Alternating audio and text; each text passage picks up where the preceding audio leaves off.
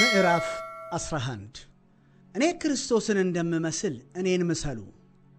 ወንድሞች ሆይ በሁሉ ስለምታስቡልኝና አሳልፌ እንደሰጠኋችሁ ወግን ፈጽማችሁ ስለያዛችሁ አመሰግናችኋለሁ።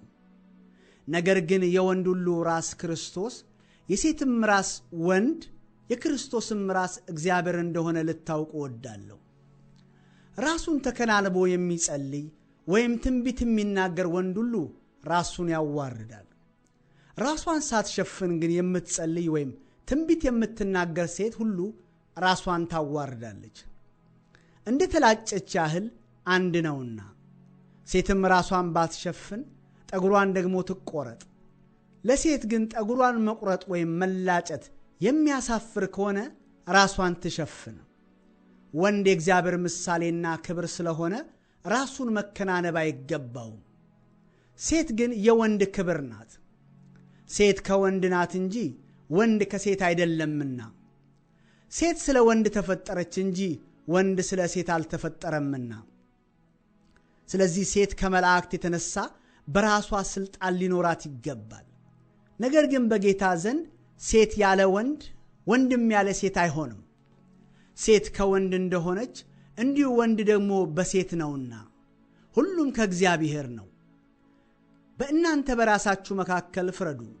ሴት ራሷን ሳትሸፍን ወደ እግዚአብሔር ልትጸልይ ይገባታልን? ወንድ ጠጉሩን ቢያስረዝም ነውር እንዲሆንበት፣ ሴት ግን ጠጉሯን ብታስረዝብ ክብር እንዲሆንላት ተፈጥሮ እንኳ አያስተምራችሁምን? ጠጉሯ መጎናጸፊያዋ ሊሆን ተሰጥቷታልና። ዳሩ ግን ማንም ሊከራከር ቢፈቅድ እኛ ወይም የእግዚአብሔር አብያተ ክርስቲያናት እንዲህ ያለ ልማድ የለንም።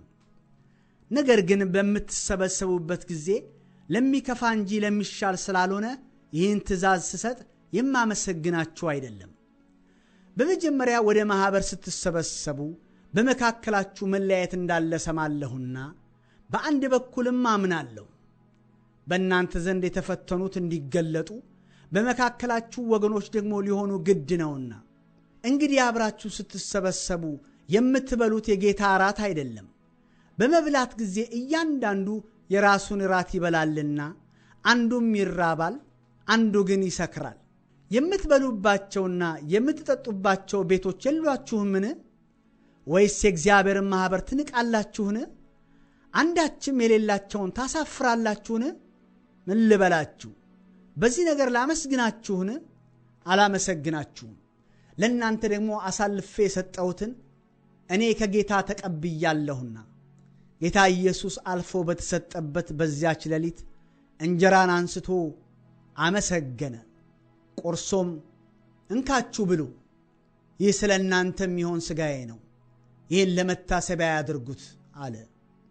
እንደዚሁም ከራት በኋላ ጽዋውን ደግሞ አንስቶ ይህ ጽዋ በደሜ የሚሆን አዲስ ኪዳን ነው፣ በጠጣችሁት ጊዜ ሁሉ ይህን ለመታሰቢያ አድርጉት አለ።